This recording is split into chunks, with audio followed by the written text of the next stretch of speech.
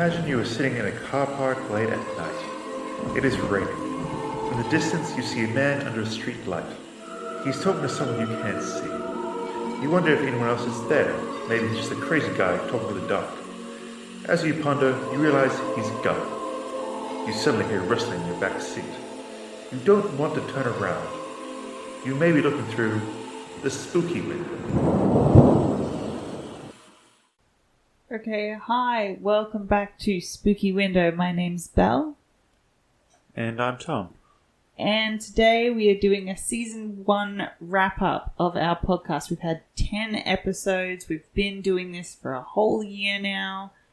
And my idea was to sort of go and look back at everything and also tell you guys what our plans are for the future, because we have a lot of plans for the next year.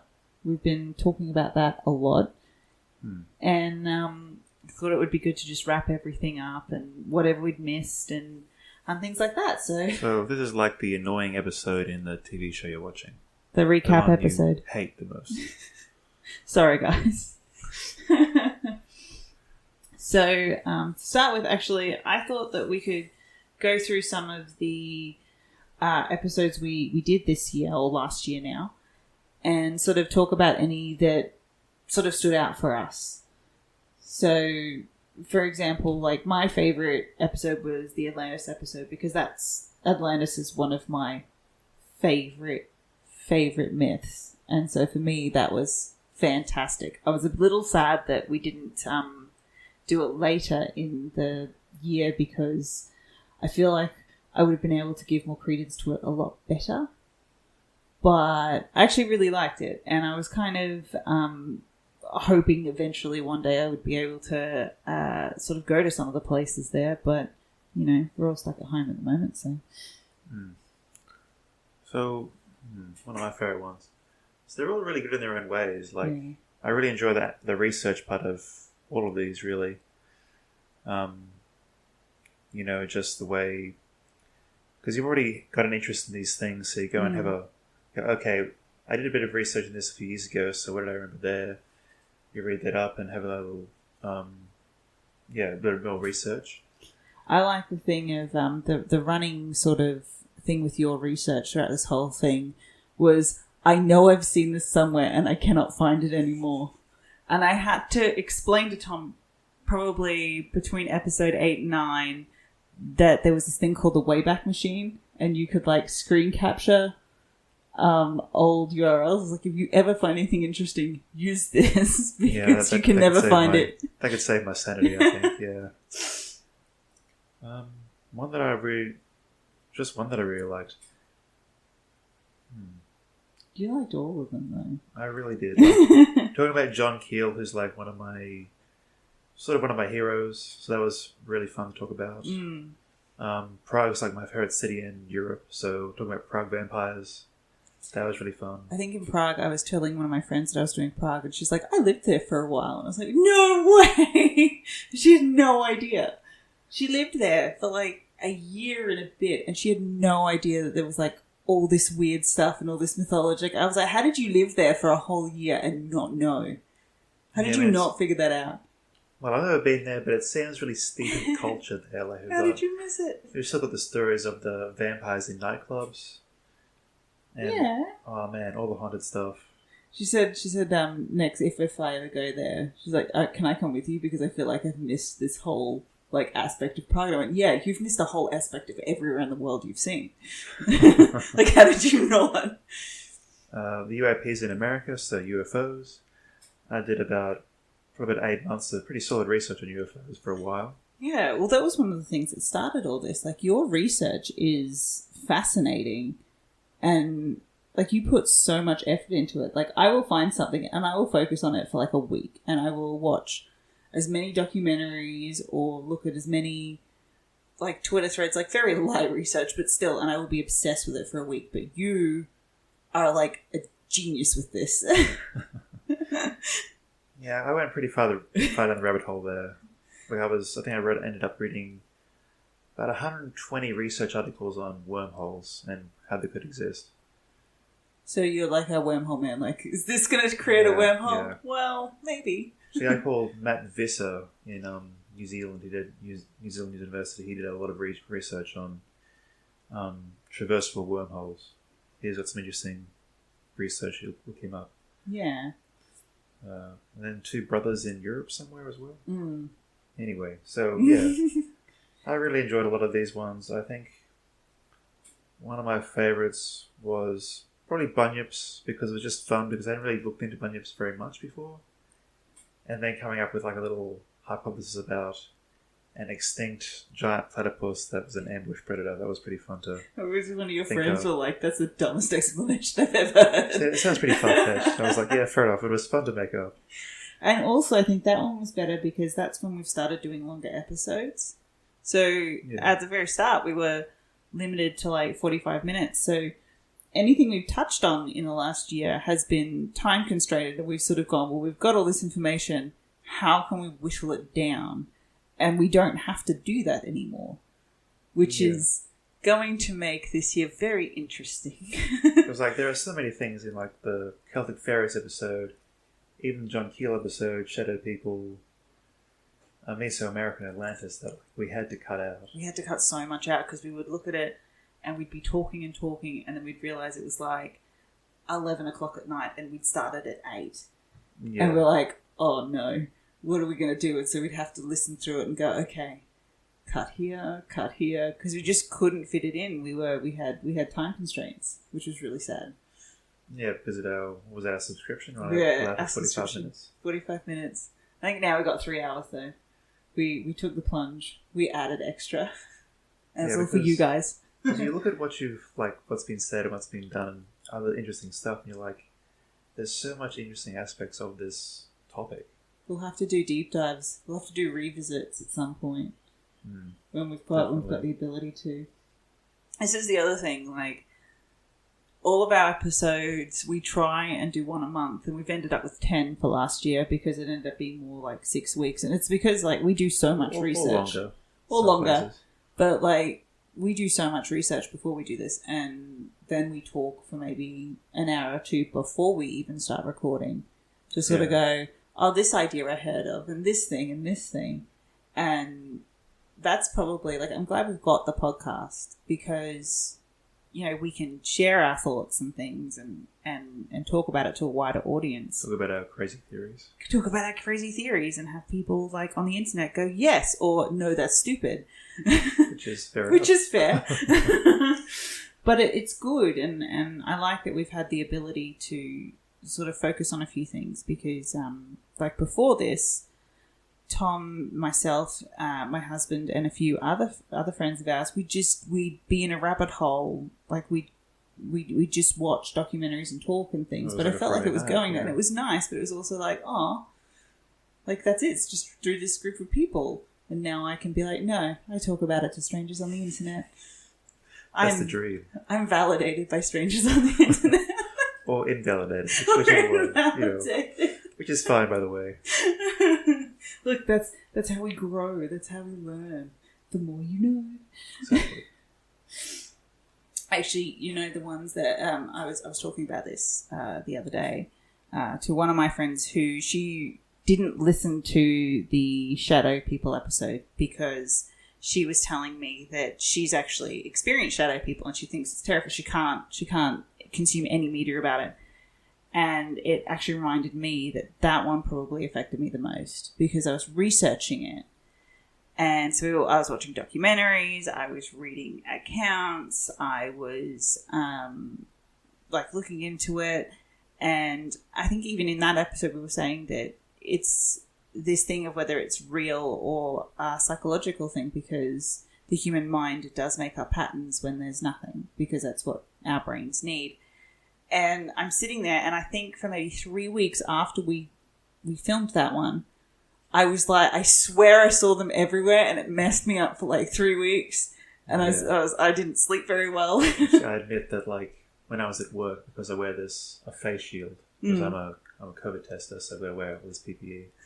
I've got a big face shield over my face, and I think because of the way that it's like curved, you can see little lights and things will cause little shadows in the sides. Oh, the light refractions.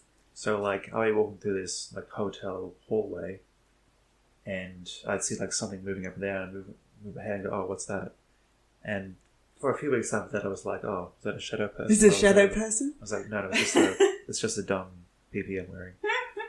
But it's that I find that I think that's probably like it was the most fascinating because it is such a divisive topic, shadow people, because of that. Because some people are like, it's all in your head, and some people are like, no, I've seriously seen this. Yeah, and some people claim that it's touched them and hurt them, Yeah, and given them scars and all this stuff. And so if we're talking about it and researching it and really deep in it, and then you start experiencing that, you're just like, oh my god, what have I done? Yeah. So that one and Skinwalker Ranch. I've got a really funny story about Skinwalker Ranch actually, because. Go ahead. Yeah. Oh wait, or does Tom want to talk about this? Because this was okay. Oh, no. So it was last week, or within the last week. So my cat can say hello, and we were hanging out at my place, and the cat's outside. And it's nighttime, and he wants to come inside. And my cat's a ragdoll mix, and they're very well known for trying to mimic like what their humans say. And ever since that cat was a kitten, if he's outside and he wants to come inside, especially if it's dark, he says in like his meowing voice, like hello, and if you say it back, he will repeat you, and you can do it as a cycle for like ages. It's like look up, I think it's Long Johnson. Yeah. On YouTube, it's got a lot of like compilations of dogs and cats trying to talk. Yeah. And you didn't realise it was the cat. Because we were just sitting downstairs. And he just started saying it. And I just started calling out to the window outside and just, like, replying. And you were like, why are you doing this? And I'm like, oh, it's the cat. Yeah. Because, like, obviously it's the Anansi Goatman story. Mm. And it's sort of we've already talked about that in Skinwalker Ranch. It's sort of the origin story for a lot of the modern Skinwalker myths. You see, like the Skinwalker YouTube videos, and there's Skinwalker TikTok videos, and those stories. There's always got, and an integral part of that story is the Skinwalker, the Goatman, the Fleshgate, whatever you want to call it. It mimics human speech, and it sounds like a cat or a dog mimicking like an animal mimicking human speech. So when you hear that, like, oh, alarm bells go off, you just next to that, it's like, oh man, it's trying to get inside. Why are you talking to it? Don't talk to it. Lock the doors. No, it's just the cat. Yeah, it's just the cat. But it's here. To be fair, like our cat hasn't done that in a really long time. He used to do it a lot when he was younger, and I think he's started doing it again because we've changed his food time from nighttime to the morning, and so he's trying to like. He says that when he's hungry. And so because he started getting fed in the morning, he started talking to us at night again. And then it got really irritating because he'd try and do it at like 4 o'clock in the morning. And that's terrifying. Like everyone in our house is used to it because they're like, oh, it's just the cat. And we just sort of half wake up and we're like, hello. And he's like, hello. And he's just walking through the house going, hello, constantly. And so we had to split his eating. We're like, okay, half in the morning, half at night. Please shut up. Yeah, sounds good. Because it was just so much. And it's like, yeah, I think, like, but, I've got to film it. I forgot to film it. So he's been still doing it. And I keep forgetting to film it. But just imagine it, late at night, you don't have a cat or a dog. And you not just hear that, but you also hear knocking at your door. I don't think you'd be able to sleep upstairs in my house because this happened at our old house too. So a lot of houses in Queensland are on stumps or have like raised floors because of flooding and things. Queensland's very well known for how quickly we flood. We have no rain and then we have all the rain and then everything floods.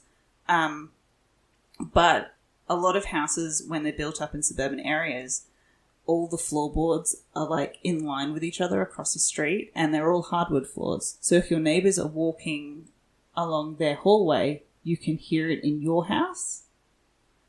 And that used to happen in our old house a lot, but it happens in this house too. And I keep thinking there's a few times where I've gotten up and I'm like, is that a child? Is that the neighbour? Or is that a ghost? Like, I don't know. And I've just gotten so used to it at this point. Yeah. And I think that's why also the Shadow People episode messed me up so much. Because I was like, I can see shadows and there's footsteps. This is too much. Yeah. Also, the cat saying hello down the hallway. And it's just too many things. And I can't verify any of it. So I'm just going to stay here in my bed and pull my blankets up like I did when I was 5 and pretend it doesn't exist.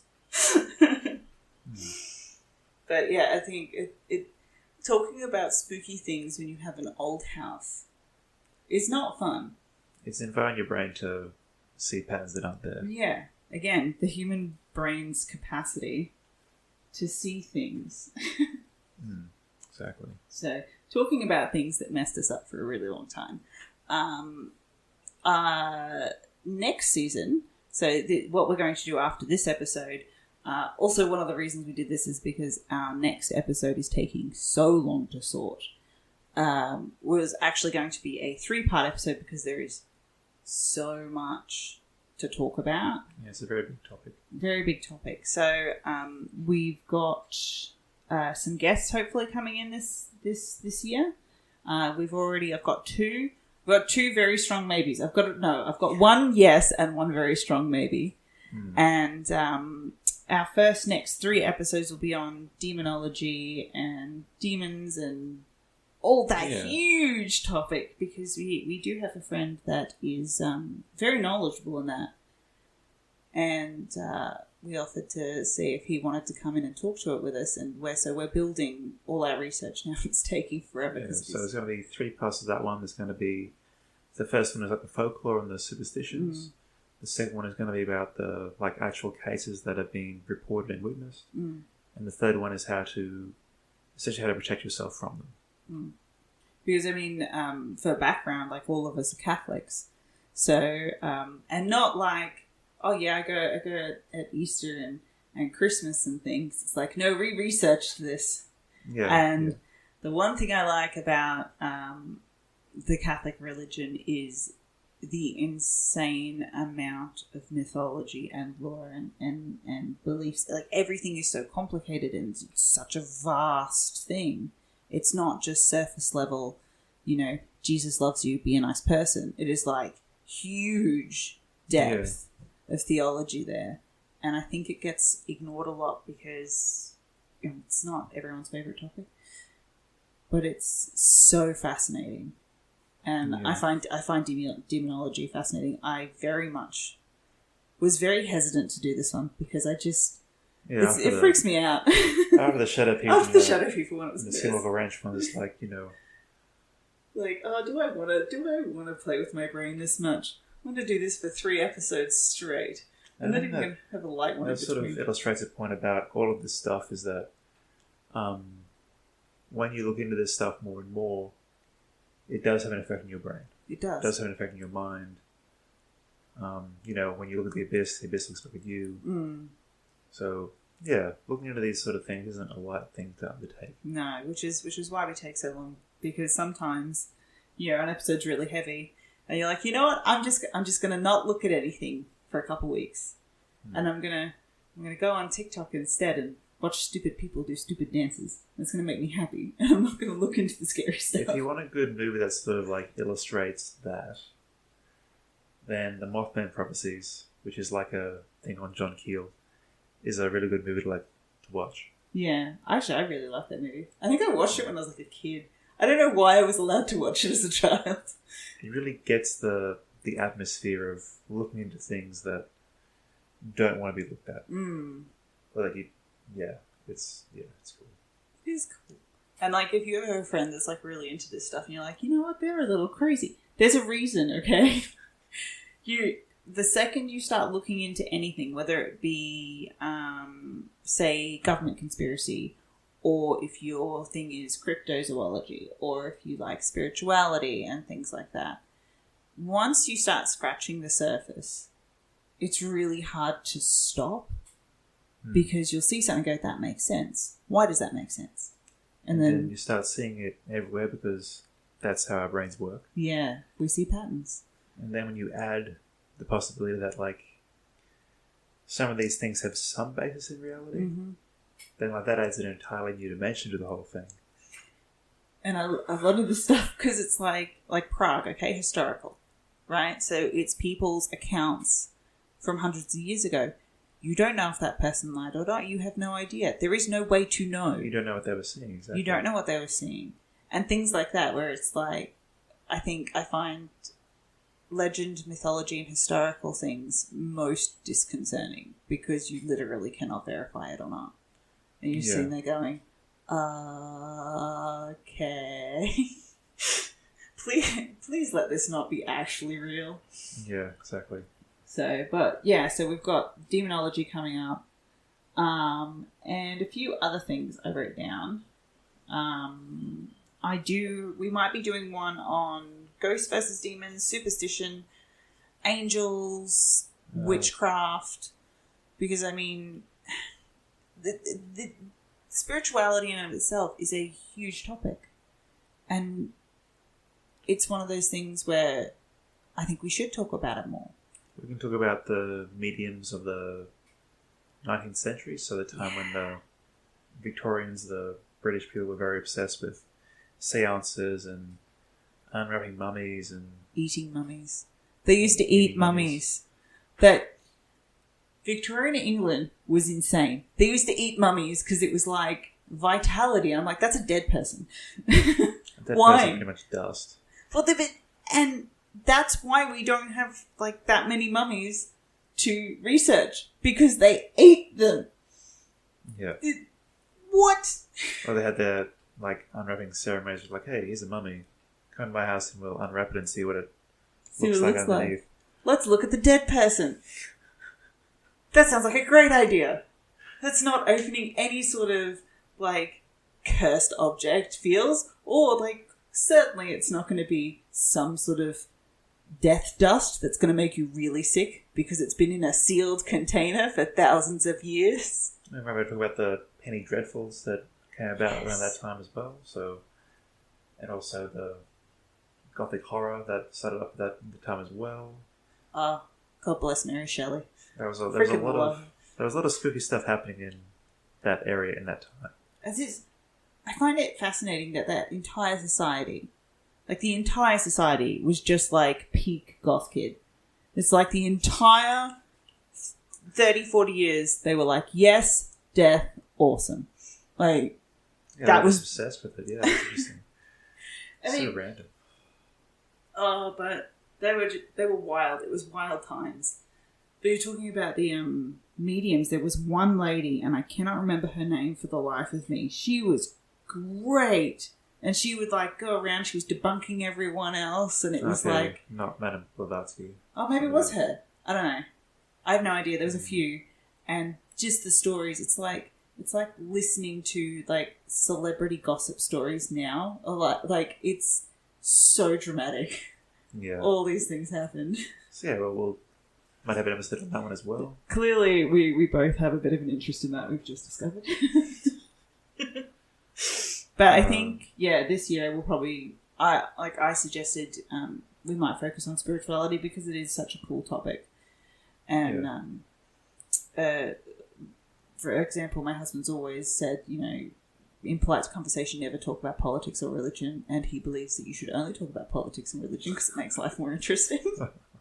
Maybe we'll start with religion before we get on to, like, risking our lives talking about government conspiracies.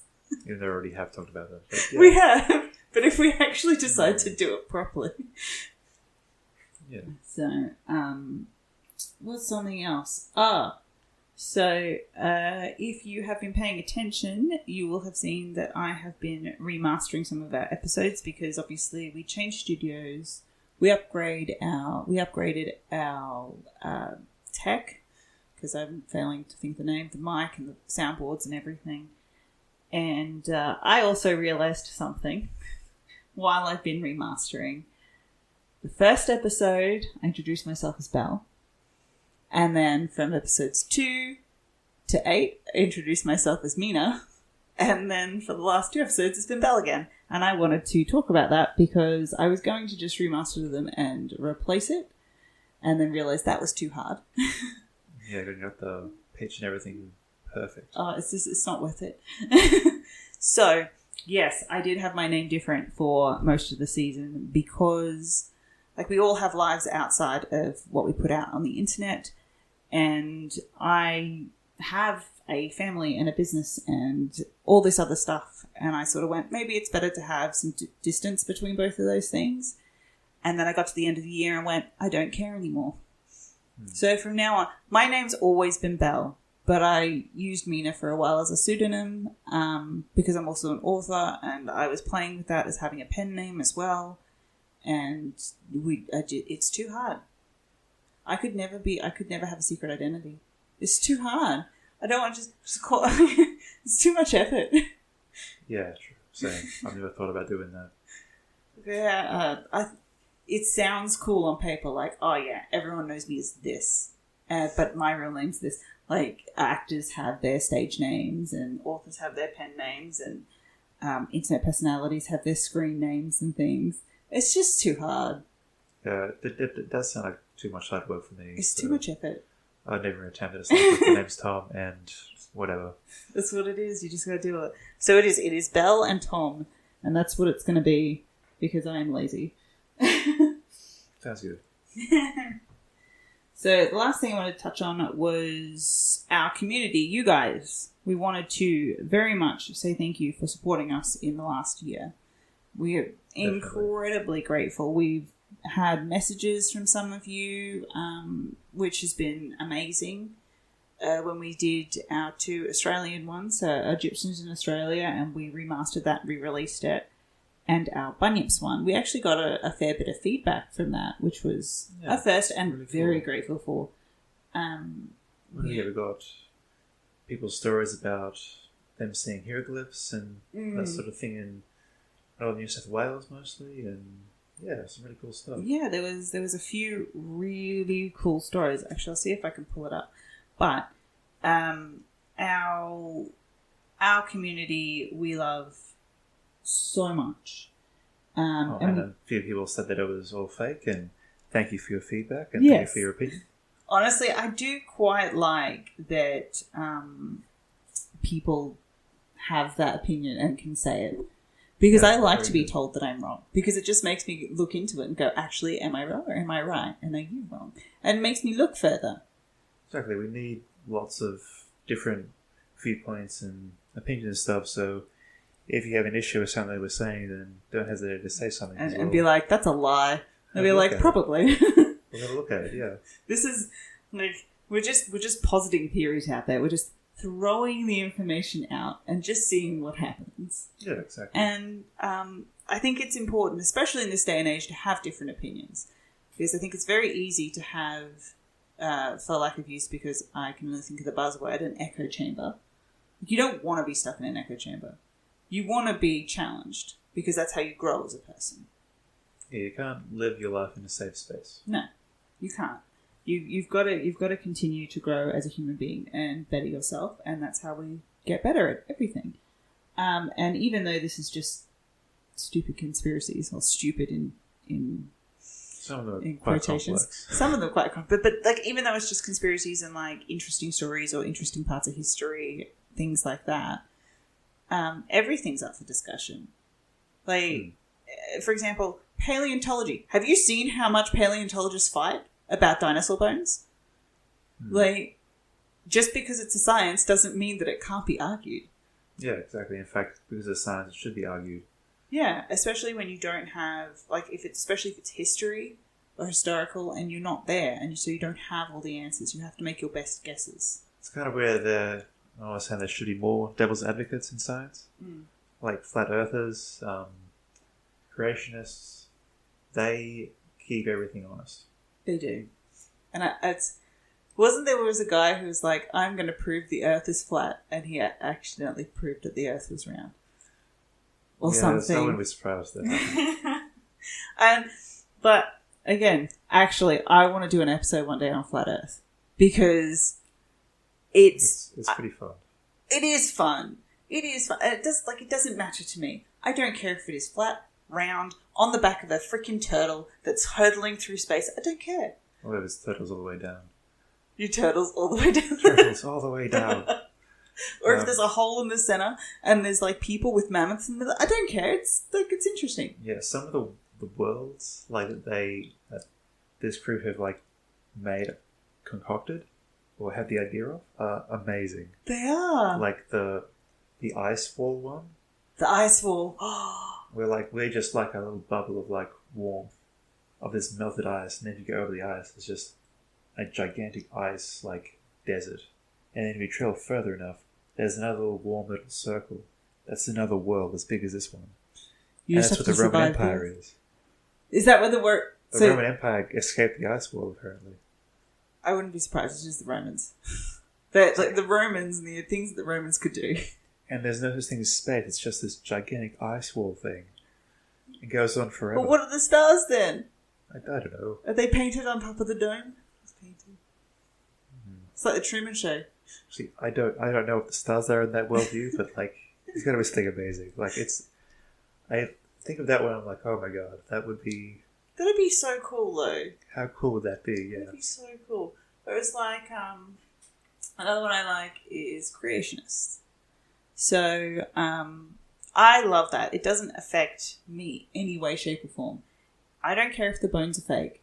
I don't care if humans and dinosaurs live side by side. I don't care whether they are real or whether it is millions of year old or 5,000 years old. Or 47 years old. Or 47. I don't, it doesn't bother me either way. Like, I am not invested in this, but I think there was a guy who said theories. that the world was made in 1933 and everything before that was like just sort of like Is pre-installed. that like the end of World War II? What happened in 33? He just Something said happened in 33. It was actually, he was making a point of a joke of like, well, that's true. It could be made like 10 seconds ago. It could have been. And that was in 1933. I like the one that all the birds were replaced by Reagan. And the birds are part of the bourgeoisie. There's no such thing as birds anymore. Crazy. That is brilliant. I absolutely Actually, love that. One thing with the creationists. It's such a beautiful idea. It's so incredible. The possibilities. So the idea that like the world is still 4.5 billion years old, but it was made at that time as it is now. So with people and animals and everything, and like we lost most of human history. We just like imagine if it just been like this for 4.5 billion years. Imagine the battles and the things that have happened in the place where you're seeing right now. The battles, the councils, and the civilizations, and the everything that could have been happening right there, right here.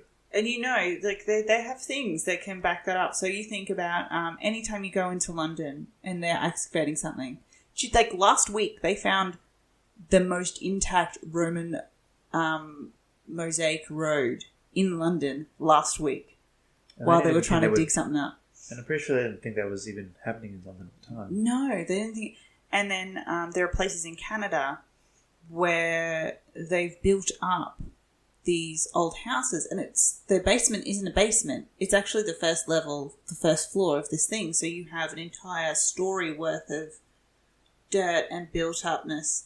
What are they called? They're not flooded towns. Like the mud flood theory? The mud flood theory? And the Tartarian? Yeah. Like worldview, the conspiracy? Yeah. That thing's crazy. We should probably do one on that one. Yeah. Cool as. See, this is going to be everyone's favourite episode because we're actually being able to talk about all the things for as long as we want. I got distracted from this comment I got back to the Egyptians in Australia. And this is from the Merchants of Venus Jewelry on Instagram. And they said, I visited the Egyptian hieroglyphic site in Woy Woy about 25 years ago that had been discovered. It was mind-blowing. And they actually had photos, and I was like, oh, send the photos, but I haven't followed it up because I get distracted very easily, obviously. And then there was another person who had said, and I can't find their comment currently, that said that when they were working in the 70s. Oh, at some camp somewhere. Yeah. And apparently there was a cave painting in the river of like Egyptian boats. Like a special kind of Middle Eastern boat they had like thousands of years ago. And it was like there on the wall. And they weren't advertising it because they obviously didn't want tourists to wreck it. It was of Aboriginal significance, so they didn't want them to find it. And that was really fascinating. And like that these people have accounts. And again, like we say, like we want people to come and tell us stories because we want to know and we want to look into it because it's awesome. And, but that's, there is so much we don't know about history. Like at all. We keep finding things all the time. The stuff we think we know isn't usually... Everything is right for 1 second before the next person finds something else. Like what? There was the Roman dodecahedrons. Which ones? So I put this on my own personal Instagram account. So it's like there's these mystery like dodecahedron shapes. Oh, that those. is found in like different Roman places. They're like these just weird dodecahedron things, and nobody has any idea what they were used for. And then some old lady decided to use one to knit a glove. So they're all different shapes inside. They're all different sizes. And so you can use them to knit gloves, apparently. They just work really well. It's similar to a French way of knitting without knitting needles. Is it like the loom thing, or...? Yeah, it's like a little flat plane and with nails hammered into it and they just do some stuff. Yeah, there's like a loom. Like I used to make beanies out of looms when I was a kid. Yeah, so but yeah, they're really cool. So that was seems to be what the Roman dodecahedrons they are used. They can be used for that. So why not that being a thing? But the most historians say, apparently the official thing is that it can't be used for that because Romans didn't knit. They had no knitting needles. Yeah, but you don't need it. It's like, well, they didn't have knitting needles, but they had those dodecahedron things, so... And they clearly could make clothes. They had the ability to create linen and things, so why wouldn't they be able to make wool? So it's like, I don't know, you must have two mysteries there. What are these dodecahedrons used for, and why how can the we Romans how the Romans knit if they didn't have knitting needles? Yeah. It's like, well, two birds with one stone, I guess. Yeah. But again, that could be too simple. It could be so many things. Yeah, it could exactly. be used to, let me think, straight off the top of my head, it could be used to weaving baskets.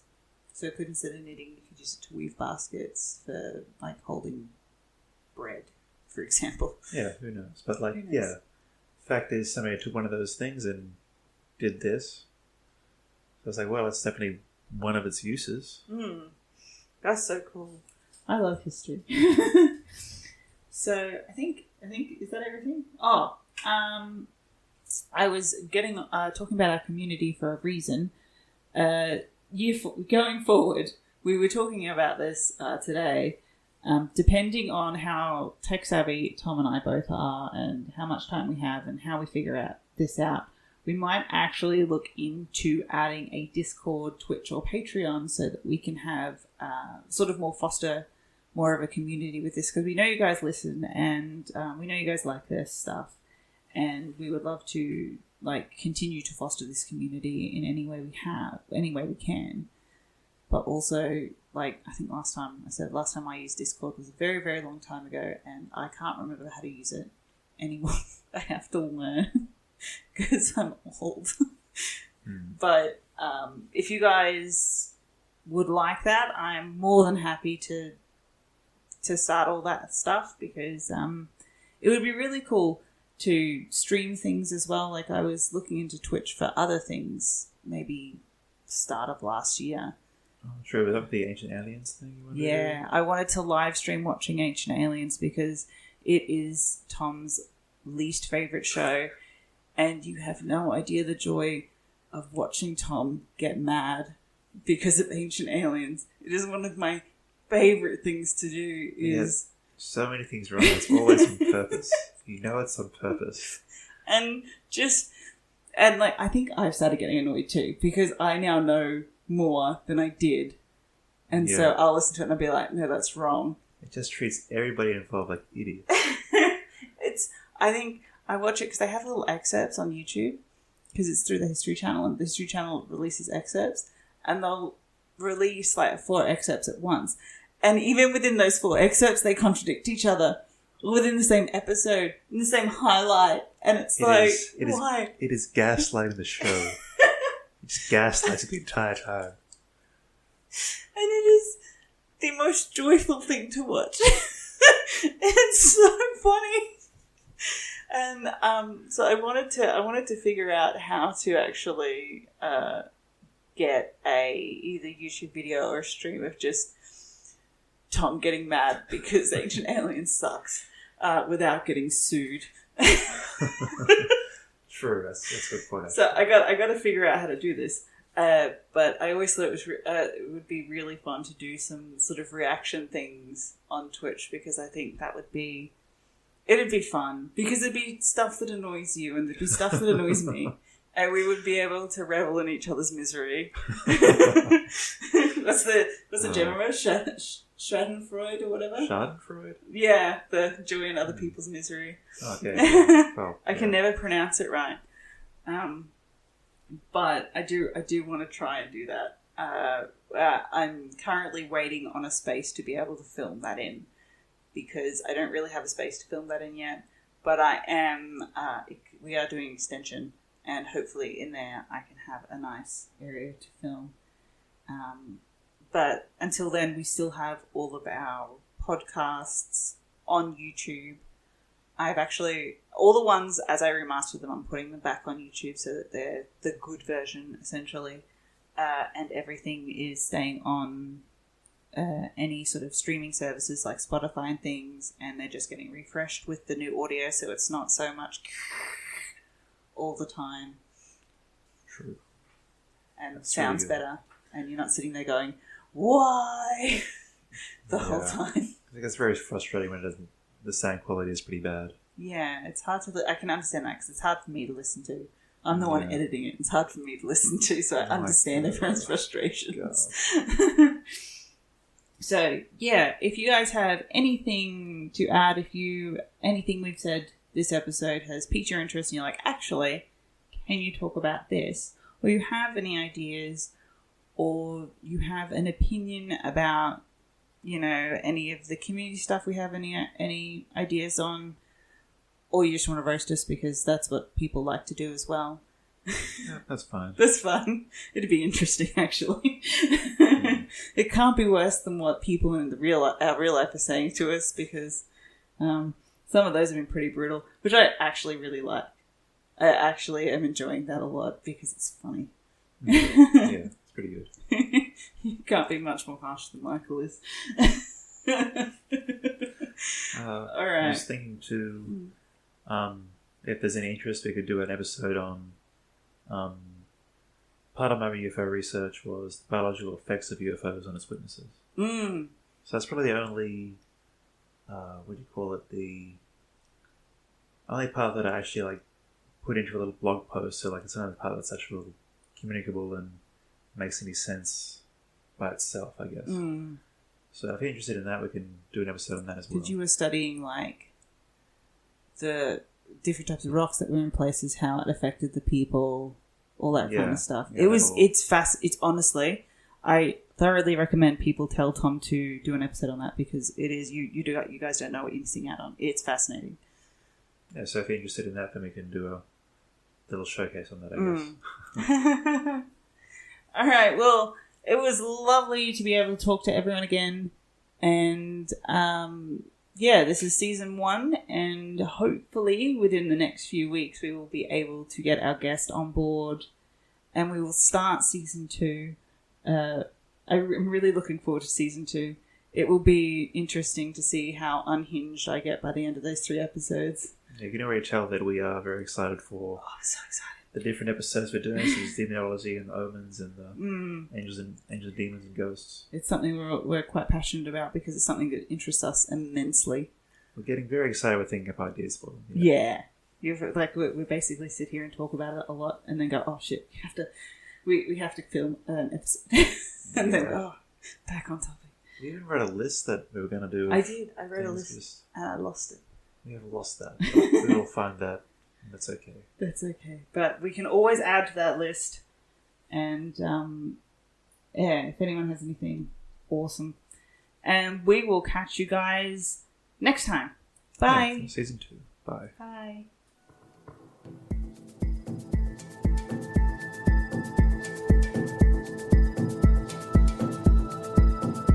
Thank you for taking the time to listen to The Spooky Window. You can find us on Facebook, Instagram, and Twitter at The Spooky Window. If you have any comments or suggestions or anything, we would love to hear from you. Until then, have a great day, happy listening, and we hope to hear from you again soon.